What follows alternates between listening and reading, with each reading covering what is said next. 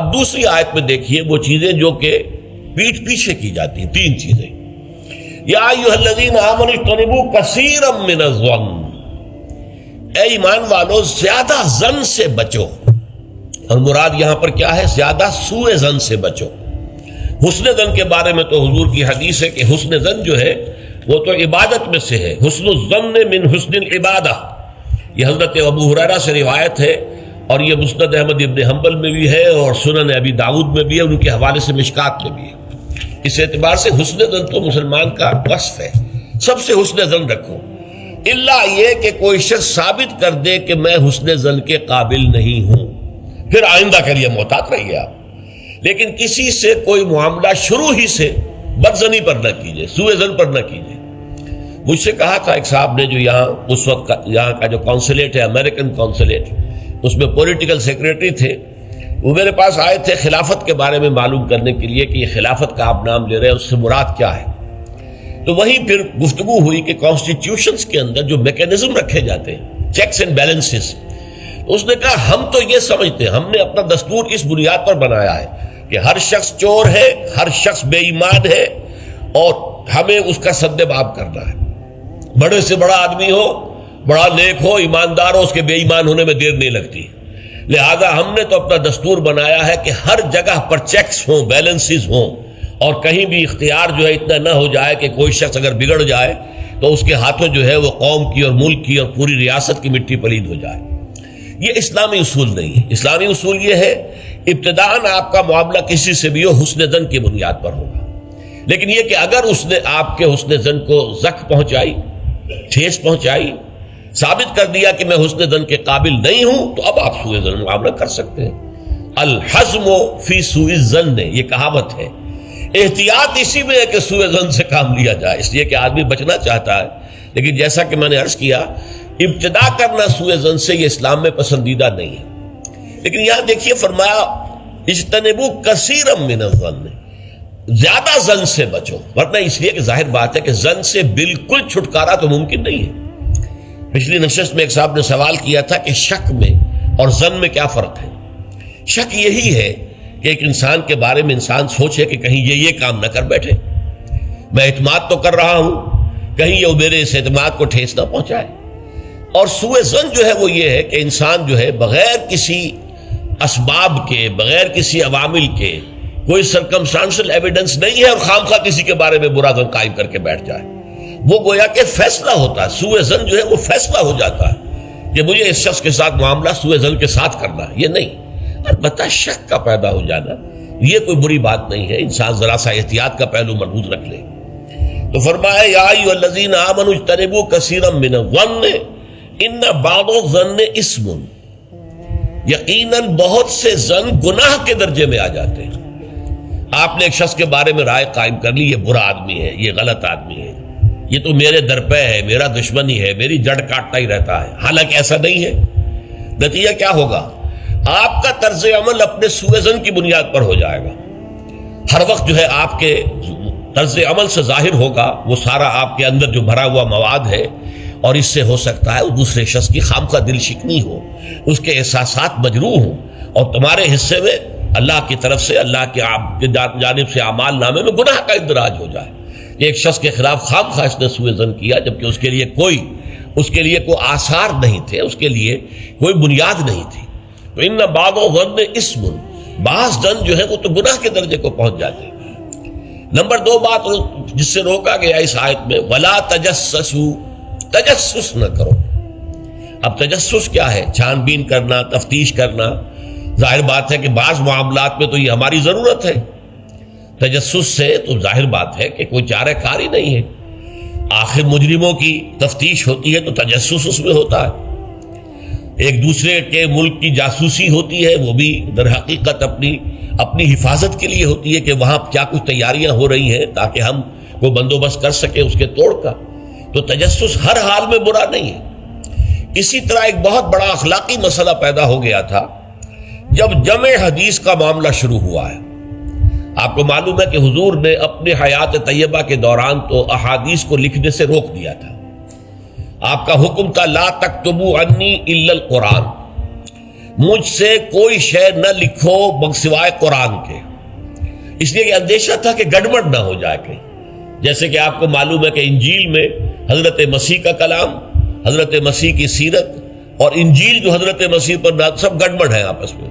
یہ بتانا مشکل ہے کہ کون سی اس میں وحی ہے، کون سا حضرت مسیح کا اپنا ذاتی کلام ہے، اور کون سی در حقیقت جو ہے اللہ تعالیٰ کی طرف سے وحی آئی ہے، اور کون سے صرف واقعات ہیں حضرت مسیح کی سیرت کے. مشکل ہے. یہی کام ہو سکتا تھا اگر ان چیزوں کو گڑبڑ کر دیا جاتا. اللہ کے فضل و کرم سے اسلام میں کیا ہوا ہے؟ قرآن علیحدہ معین، بالکل معین، پھر احادیث حضور کے اقوال و افعال کو جمع کر دیا، وہ علیحدہ معین، پھر فقہ مرتب ہوئی اور اس کو بھی ترتیب دے دی گئی، سیرت علیحدہ مرتب ہوئی. سیرت میں عام طور پر ان احادیث کو بھی قبول کر لیا گیا، روایات کو جو زیادہ مضبوط نہیں ہے، زیادہ مستند نہیں ہے. حدیث کی کتابوں میں ان روایات کو قبول نہیں کیا گیا، کیونکہ حدیث سے احکام نکلنے ہیں، شریعت کا منبع بنے گی حدیث، لہذا یہاں جو ہے بڑی چھان بین کی ضرورت تھی. تو جب محدثین نے یہ چھان بین شروع کی راویوں کے بارے میں، فلاں شخص نے فلاں سے روایت کی، اب وہ جاتے تھے اور پتہ کرتے تھے ماحول میں اس شخص کا کردار کیسا ہے، اپنے ماحول میں اسے کیسے پہچانا جاتا ہے، ایک نیک اور شریف اور سچے انسان کی حیثیت سے یا جھوٹے اور دغاباز انسان کی حیثیت سے. اس کے لیے تفتیش کرتے تھے، کیونکہ اگر اس کا کردار اچھا نہیں ہے، اگر اس کی شہرت اچھی نہیں ہے، تو پھر ہم اس سے حدیث نہیں سنیں گے. کیا پتا اس نے اس حدیث میں ملاوٹ کر دی ہو، کیا پتا اس نے خود اپنے جی سے گھڑ لی ہو. تو یہ احتیاط کی گئی. اس پر بعض لوگوں نے جو درویش قسم کے تھے، نیک لوگ تھے، انہوں نے کہا یہ تم قرآن کے خلاف کر رہے ہو، لا تجسسوا. قرآن تو کہتا ہے کہ تجسس مت کرو، لوگوں کے حالات کی تفتیش و چھان بین نہ کرو. تو جواب دیا گیا نہیں، یہاں یہ در حقیقت ایک دینی ضرورت کے طور پر ہے، اور جواب بھی اسی صورت سے دیا گیا. وہ جو آیت ہم پڑھ چکے ہیں، یا ایھا الذین آمنوا ان جاءکم فاسق بنبأ فتبینوا ان تصیبوا قوما بجہالۃ فتصبحوا علی ما فعلتم نادمین. یہ آپ کو معلوم ہے کہ یہ آیت نمبر 6 ہے، اسی سورہ مبارکہ کی ہم پڑھ چکے ہیں. اہل ایمان، تمہارے پاس اگر کوئی فاسق آدمی، غیر متقی آدمی کوئی خبر لے کر آئے تو تحقیق کرو، چھان بین کرو. ایسا نہ ہو کہ تم اس کی خبر لائی ہوئی خبر پر اعتماد کر کے کوئی اقدام کر بیٹھو، کسی گروہ کے خلاف، کسی قبیلے کے خلاف جو ہے حملہ کر دو، اور پھر بعد میں تمہیں پچھتانا پڑے کہ خبر تو غلط تھی. تو اس دلیل سے پھر محدثین نے کہا یہ ہمارے لیے ایک دینی ضرورت کے طور پر کہ احادیث نبویہ سے شریعت کے احکام نکالے جائیں گے. تو ہم دیکھ لیں جو حدیث پیش کر رہا ہے اس کا کردار کیا ہے، اس کی سیرت بھی ہے کہ نہیں. اسی لیے ایک بہت بڑا علم انسانی تاریخ میں، یہ علم سوائے محمد صلی اللہ علیہ وسلم کی ذات مبارکہ کے اور کسی شخص کے بارے میں نہیں ہوا، جسے کہتے ہیں الرجال. یہ علم الرجال جو ہے کہ تمام جو صحابہ تابعین ان کی شخصیتوں کا پورا تجزیہ یہ کر دیا گیا. یہ سارا کام اس لیے کیا گیا ہے تاکہ معلوم ہو عن فلاں عن فلاں عن فلاں عن فلاں، اس پوری چین کے اندر کہیں کوئی شخص ایسا تو نہیں ہے کہ جو قابل اعتماد نہ ہو، تو اس کی پھر وہ حدیث صحیح نہیں قرار پائے گی، وہ مستند نہیں قرار پائے گی. اسے کہیں ضعیف احادیث میں لے آئیں گے، ٹھیک ہے یہ ضعیف ہے، اور ضعیف احادیث جو ہے وہ اخلاقیات کے بیان میں استعمال ہو سکتی ہیں، لیکن ان سے کوئی شرعی حکم نہیں نکالا جا سکتا. شرعی حکم کا استنباط جو ہے وہ صحیح اور پختہ اور مستند احادیث سے ہو. تو یہ ہے تجسس کے بارے میں. البتہ جس چیز سے روکا گیا ہے وہ کیا ہے؟ بعض لوگوں کے مزاج ہوتے پرورٹڈ. جیسے آپ کو معلوم ہے کہ مکھی جو ہے وہ گندگی کی تلاش میں رہتی ہے، گندگی پر بیٹھے گی. کچھ لوگوں کا مزاج ایسا ہو جاتا ہے کہ وہ اس تلاش میں رہتے ہیں، ٹو میں رہتے ہیں، کہیں کوئی بری بات انہیں ملے تاکہ لے اڑیں اسے، اس کا پرچار کر دیں، اسے عام کر دیں. کہیں سے کسی شخص کی کسی غلط حرکت کا علم ہو گیا اور اس کو لے کے اب عام کر رہے ہیں، پھیلا رہے ہیں لوگوں کے اندر. یہ جو ہے تجسس اس لیے کرنا کہ آپ کے ہاتھ میں کوئی سکینڈل بنانے کا کوئی مواد آ جائے، کوئی طریقہ ایسا ہو جائے. تو یہ جو مکھی کی ذہنیت اور مزاج رکھنے والے لوگ ہیں، یہ ان کو روکا جا رہا. تجسس نہ کرو، بلکہ کہا گیا ہے کہ اگر تمہارے کسی بھائی کا عیب تمہارے سامنے کھل جائے تو پردہ ڈالو. تم اگر دنیا میں اپنے کسی بھائی کے عیب کی پردہ پوشی کرو گے تو قیامت کے دن اللہ تعالیٰ تمہارے عیوب کی پردہ پوشی کرے گا. اور اگر تم دنیا میں اپنے بھائیوں کی پردہ دری کرو گے تو اللہ تعالیٰ تمہیں رسوا کرے گا تمام لوگوں کے سامنے قیامت کے دن. تو یہ تجسس جو ہے یہ برا ہے. بعض لوگوں کا مزاج ہوتا ہے، یہ دو بھائی جو ہیں ان میں کبھی جھگڑا نہیں ہوا، کیا بات ہے، اب وہ اندر جا کے ٹو لے رہے ہیں، کہیں سے کوئی مسئلہ نکال لیا، اس سے بھڑکایا تاکہ لڑیں آپس میں، اور پھر یہ کہ وہ بس میں آگ لگا کے جمالو دور کھڑی تماشا دیکھ رہے ہیں کہ یہ لڑ رہے ہیں آپس میں۔ تو اس طرح کی پرورٹڈ جو ہے بس شدہ شخصیتیں ہوتی ہیں بالفعل لوگوں کے اندر، اور یہ کن میں ہوتی ہیں؟ جن کے سامنے زندگی کا کوئی اعلیٰ نصب العین ہے ہی نہیں، کوئی اونچا آدرش ہے ہی نہیں، کوئی ہائی آئیڈیل ہے ہی نہیں۔ جن کے سامنے کوئی اونچا نصب العین ہے، وہ ہائی آئیڈیل ہے، وہ آدرش ہے بہت اونچا، وہ تو اس کام میں لگے رہتے ہیں، وہ ان چھوٹی چیزوں کی ان کو اس کی طرف متوجہ ہونے کا ان کے پاس وقت نہیں ہوتا۔ لیکن جن لوگوں کی زندگی کے اندر وہ اونچائی کی طرف تو کوئی رجحان ہے ہی نہیں، تو ظاہر بات ہے وہ تو پھر زمین ہی کے اندر دیکھیں گے، کیڑے مکوڑے انہیں نظر آئیں گے، یا گندگی جو ہے وہ اس کے بارے میں جو ہے اس کو لے اڑیں گے پھر بعد میں۔ اور تیسری چیز ہے وَلَا يَغْتَبْ بَعْضُكُمْ بَعْضًا، نہ ہی تم میں سے کوئی کسی دوسرے کی غیبت کرے۔ اب غیبت کیا ہے؟ کسی شخص کی غیر موجودگی میں اس کی کوئی برائی بیان کرنا، یہ غیبت ہے۔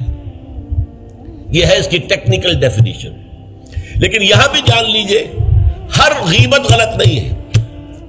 بس اوقات ایسا ہوتا ہے کہ آپ کا کوئی بھائی ہے، وہ کہیں رشتہ کرنا چاہ رہا ہے، اور وہاں کے بارے میں آپ کے پاس کوئی معلومات ہیں ایسی جو اس بیچارے کے علم میں نہیں ہے، اور آپ اسے بتاتے ہیں کہ بھائی وہاں یہ معاملہ ہے، ذرا سوچ لو۔ تو اس میں در حقیقت غیبت نہیں ہے، بلکہ یہ اپنے اس بھائی کو کسی برائی سے بچانے کی کوشش، اس میں اس کے ساتھ نصح اور خیر خواہی کا جذبہ ہے، نہ کہ ان کو بدنام کرنے کا جذبہ۔ اگر کوئی سبب ہے ہی نہیں اور آپ بیان کر رہے ہیں تو یہ غیبت ہے۔ لیکن اگر معاملہ اس طرح کا ہے تو ظاہر بات ہے اسی طریقے سے کوئی کسی قوم کے رہنما ہیں اور بڑی شخصیتیں ہیں، اب ان کے بارے میں یہ ہے کہ پبلک میں اگر آپ کو ان پر تنقید کرنی پڑے تو اس کے اندر بھی دیکھا جائے گا کہ وہاں اس کا ہونا ضروری نہیں ہے، وہ تنقید جو ہے آپ ملک اور قوم کی مصلحت میں کر رہے ہیں۔ تو گویا کہ اس طریقے سے غیبت کی ہر شکل جو ہے وہ حرام نہیں ہے۔ البتہ ایک خیال لوگوں کو بڑا غلط ہے، وہ میں ایک حدیث کے حوالے سے اس کا اطالہ کر دینا چاہتا ہوں۔ یہ حضور سے سوال کیا گیا کہ پوچھا گیا کہ غیبت کیا ہے۔ یہ حدیث ہے، مسلم شریف میں بھی ہے، ابو داؤد میں بھی ہے، ترمذی میں ہے، نسائی میں ہے، یہ حضرت ابو ہریرہ رضی اللہ تعالی عنہ سے۔ اور امام مالک نے ایسی ایک حدیث جو ہے موطا میں مطلب بن عبداللہ سے جو ہے روایت کی ہے۔ حضور سے پوچھا گیا کہ غیبت کیا ہے، آپ نے فرمایا ذکرو کا اخاک بما یکرہ، تمہارا اپنے بھائی کا تذکرہ کرنا کسی ایسے اعتبار سے جو اسے ناپسند ہو۔ اگر اس کے سامنے کرو گے اسے ناپسند ہوگا، اس کے علم میں آئے گا کہ میرے بارے میں یہ بات کہی گئی ہے تو اسے ناپسند ہوگی۔ ایسی بات کا اس کی غیر موجودگی میں بیان کرنا۔ اب قیلا کہا گیا، سوال کیا گیا، افرأیتا کہ حضور آپ ذرا غور کیجئے، ان کان فی اخی ما اقول، اگر میرے بھائی میں وہ شے واقعتاً موجود ہے جو میں کہہ رہا ہوں تو کیا اس صورت میں بھی غیبت ہوگی؟ قال، فرمایا حضور نے، غور سے سنیے، ان کان فیہ ما تقول فقد اغتبت، اگر تو اس میں وہ برائی ہے جو تم کہہ رہے تو تم نے غیبت کی، وَإِن لَمْ يَكُنْ فِيهِ، اور اگر نہیں ہے اس میں وہ شے اور تم پھر بھی کہہ رہے ہو ما تقول فقد بہتہ، تو تم نے اس پر بہتان لگایا ہے، یہ تو دوہرا جرم ہو گیا۔ اس میں کوئی خرابی نہیں ہے، برائی نہیں ہے اور آپ بیان کر رہے ہیں تو یہ تو بہتان ہے۔ البتہ کسی میں کوئی برائی ہے، خرابی ہے، نقص ہے، تو یہ در حقیقت جو ہے آپ کا اس کی غیر موجودگی میں بیان کرنا یہ غیبت ہے۔ تو اس اعتبار سے غیبت کی جو برائی ہے اس کو اچھی طرح سمجھ لیجئے، اور یہ ہمارے معاشرے کے اندر بہت پھیلی ہوئی ہے یہ شے، بلکہ یہ کہا جاتا ہے اور صحیح کہا جاتا ہے کہ وہ کئی کورسز کا ڈنر ہونے کے بعد جو ہے پھر جب گفتگویں ہوتی ہیں تو معلوم ہوتا ہے کہ سب سے زیادہ لذیذ ڈش جو ہے وہ ایک دوسرے کی غیبت ہے۔ اور ہوتا کیا ہے، شادی کا کہیں پر مجمع لگا ہوا ہے اور جو ہے وہ ابھی بارات نہیں آئی ہے یا کوئی اور مسئلہ ہے، بیٹھے ہوئے ہیں، تو جب 3 آدمی بیٹھے ہوں گے تو کسی اور کی غیبت کریں گے، اور جب ان میں سے ایک اٹھ کے چلا جائے گا تو اب یہ دونوں اس کی غیبت کریں گے۔ یہ ہمارے معاشرے کا عام رخ ہے، یہ ہمارا جو ہے یہ گویا کہ سب سے زیادہ ڈیلیشس ڈش جو ہے وہ غیبت ہے۔ تو اس کے لیے شدت کے ساتھ روکا گیا، اور اس کے لیے جو پھر تمثیل دی گئی ہے، اَيُحِبُّ أَحَدُكُم مَّن يَأْكُلَ لَحْمَ أَخِيهِ مَيْتًا فَكَرِهْتُمُوهُ، کیا تم میں سے کوئی شخص اسے پسند کرے گا کہ وہ اپنے مردہ بھائی کا گوشت کھائے؟ تو اس پر تو تمہیں گھن آ گئی، تمہیں بہت برا لگا۔ کوئی شخص گوارا کرے گا کہ اپنے مردہ بھائی کا گوشت کھائے؟ لیکن سوچئے کہ ایسی تمثیل کیوں دی گئی؟ یہ اللہ کا کلام ہے، بغیر کسی ربط کے تمثیل اور تشبیہ جو ہوتی ہے کسی ربط کی بنیاد پر ہوتی ہے نا، ورنہ تشبیہ اور تمثیل کا فائدہ کیا ہوا؟ ربط کیا ہے؟ جیسے ایک مردہ اپنے دفاع پر کے قابل نہیں ہے، آپ ادھر سے بوٹی کاٹ لیجئے، ادھر سے بوٹی کاٹ لیجئے، پڑا مردہ ہے، آپ پوری اختیار کے ساتھ جہاں سے چاہیں اس کی بوٹی اڑا لیں۔ اگر وہ زندہ ہو تو وہ ہاتھ لگانے دے گا آپ کو جسم کے اپنے کسی حصے پر۔ بعین ہی یہ معاملہ ہے، آپ کا بھائی موجود نہیں ہے اور آپ اس کی عزت پر حملہ کر رہے ہیں، مانوی شخصیت پر حملہ ہے۔ اس جسم کی نسبت مانوی شخصیت زیادہ قیمتی ہے، زیادہ اہم ہے۔ آپ اس کی مانوی شخصیت پر، اس کی عزت پر حملہ کر رہے ہیں اور وہ قادر نہیں ہے دفاع کرنے پر۔ اگر وہ ہوتا اور بات کرتے، اور یہ چیز پسندیدہ ہے، اگر آپ پبلک کے اندر اس کے منہ پر کہیے بات تو معلوم ہوگا، بلکہ اس میں جو پسندیدہ ترین بات ہے وہ یہ ہے کہ کسی بھائی کا کوئی عیب ہے، علیحدگی میں جا کر بتاؤ بھائی تمہارے اندر مجھے یہ نقص نظر آ رہا ہے، برا نہ ماننا، میں نے تمہاری اصلاح کے لیے کہا ہے، مجھے تم سے کوئی قد نہیں ہے، دشمنی نہیں ہے۔ یہ نہایت پسندیدہ بات ہے۔ اس کو کہا گیا المسلم مرآۃ المسلم، ایک مسلمان دوسرے مسلمان کے لیے آئینے کے مانند ہے۔ جیسے آپ آئینہ دیکھتے دیکھتے رہے یہاں کوئی داغ لگا ہوا ہے، دھبا لگا ہوا ہے، آپ اسے دھو دیتے ہیں، ہٹا دیتے ہیں۔ اسی طریقے سے ایک مسلمان کو اپنے مسلمان بھائی کے لیے آئینے کے مانند ہونا چاہیے کہ وہ اسے اس کی خرابیوں پر، اس کی برائیوں پر مطلع کر دے، لیکن یہ اطلاع جو ہے یہ ہوگی خلوص کی بنیاد پر، خیر خواہی کی بنیاد پر، اسے ذلیل کرنے کے لیے نہیں، اسے بدنام کرنے کے لیے نہیں، بلکہ یہ کہ اس کے سامنے علیحدگی میں، تنہائی میں بات کی جا رہی ہے۔ البتہ اس کی غیر موجودگی میں بات کی جائے وہ غیبت ہے، اور وہ بالکل صحیح تمثیل ہے جو قرآن نے استعمال کی ہے، صحیح ترین تمثیل ہے۔ اَيُحِبُّ أَحَدُكُمْ أَن يَأْكُلَ لَحْمَ أَخِيهِ مَيْتًا فَكَرِهْتُمُوهُ، کیا تم میں سے کوئی شخص پسند کرے گا اپنے مردہ بھائی کا گوشت کھائے؟ بالکل اسی طریقے سے وہ تمہارا بھائی جو محفل میں نہیں ہے، وہ اپنی عزت کے دفاع پر قادر نہیں ہے۔ اگر وہ ہوتا تو کہتا بھائی آپ غلط کہہ رہے ہیں، آپ کو مغالطہ ہوا ہے، بات یوں نہیں تھی یوں تھی، کوئی ایکسپلین کرتا، کوئی اپنا دفاع کرتا، کوئی اپنی شخصیت کا، اپنی عزت کا تحفظ کرتا، لیکن وہاں نہیں ہے وہ تو اپنے تحفظ پر قادر نہیں ہے۔ لہذا یہ غیبت در حقیقت مانوی سطح پر وہی شے ہے جو مادی سطح پر کسی مردہ بھائی کا گوشت کھانا ہے۔ فَكَرِهْتُمُوهُ، یہ تو تمہیں بہت برا لگا یہ بات۔ بلکہ اکثر لوگ کہیں گے کہ ایسی مثالیں جو ہیں، کیا ماذا اراد اللہ بہذا مسئلہ، ایسی تمثیل دینا، کہیں گدھے کی تمثیل دی گئی ہے قرآن مجید میں، وہ یہودی جن کے اوپر تورات کا تو بار تو لدا ہوا ہے، تورات پر عمل نہیں کرتے، تو ان کی مثال کیا ہے؟ کمثل الحمار یحمل اسفارا، وہ تو ایسے ہے جیسے کہ گدھا ہے، اس کی پیٹھ کے اوپر کتابوں کے انبار لگے ہوئے ہیں، گٹھری باندھ کر جو ہے مکالمات افلاطون لکھی ہوئی ہے، یا انسائکلوپیڈیا برٹانیکا کی گٹھری باندھ کے رکھ دی گئی ہے، اسے کیا فائدہ؟ اسی طرح سورہ اعراف میں کتے کی مثال دی گئی ہے، کہیں مچھر کی مثال دی گئی ہے، کہیں بکری کی مثال دی گئی ہے۔ تو مثالیں جو ہوتی ہیں وہ مانوی ربط کے اعتبار سے ہوتی ہیں، یہ نہیں دیکھا جاتا کس چیز کی مثال دی جا رہی، جس چیز کے لیے مثال دی جا رہی، مشبہ لہو اور مشبہ بہی، کس چیز کے ساتھ تشبیہ دی جا رہی ہے، کس لیے دی جا رہی۔ اَيُحِبُّ أَحَدُكُمْ أَن يَأْكُلَ لَحْمَ أَخِيهِ مَيْتًا فَكَرِهْتُمُوهُ وَاتَّقُوا اللَّهَ، اللہ کا تقوی اختیار کرو، اس لیے کہ سارے احکام کی روح جو ہے وہ تقوی ہے۔ احکام دھرے رہ جائیں گے، رکھے رہ جائیں گے، کتابوں میں لکھے رہ جائیں گے، اگر اپنے اندر تقوی نہیں ہے، برائی سے بچنے کا ارادہ نہیں ہے، اللہ کے عذاب سے بچنے کا مستقل پختہ مصمم ارادہ نہیں ہے، تو کوئی فائدہ نہیں ان چیزوں کا، بھینس کے آگے بین بجانا ہو جائے گا۔ واتقوا اللہ ان اللہ تواب الرحیم، اللہ کا تقوی اختیار کرو، اور دیکھو اللہ بہت توبہ کا قبول کرنے والا ہے اور بہت رحم فرمانے والا ہے۔ تو دیکھو اگر تمہارے سے یہ خطائیں ہو رہی ہیں، تمہاری شخصیت کے اندر اگر یہ خرابیاں ہیں، تم ان برائیوں کے عادی ہو، تو ان سے اپنے آپ کو پاک کرو، صاف کرو، توبہ کرو، اور اس میں امید دلا دی کہ اللہ تعالیٰ بہت توبہ کو قبول فرمانے والا اور رحم فرمانے والا ہے۔